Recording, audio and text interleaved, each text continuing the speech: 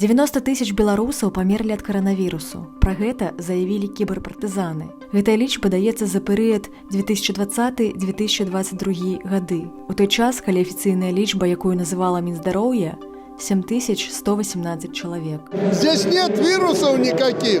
Вот ты же не заметила, что они летают? И я тоже не вижу. Паводле Белстату, у даковідны перыяд за год у Беларусі памірала прыкладна каля 120 тысяч чалавек. У сярэднім гэта каля 10 тысяч на месяц. З пачатку пандэміі каранавірусу звесткі пра смяротнасць перасталі публікавацца ў адкрытых крыніцах.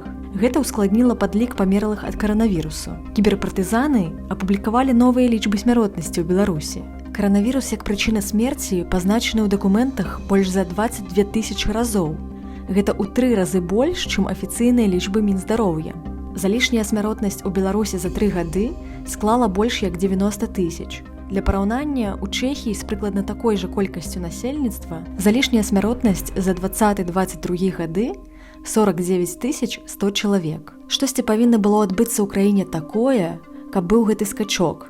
На рост мог паўплываць толькі ковід. Больш нічога экстраардынарнага ў краіне не адбывалася. І безалабернасць улады, лічыць доктар Станіслаў Салавей. Смяротнасць пачала расці ў сакавіку 2020 году, калі ўлады Беларусі адмаўлялі наяўнасць пагрозы.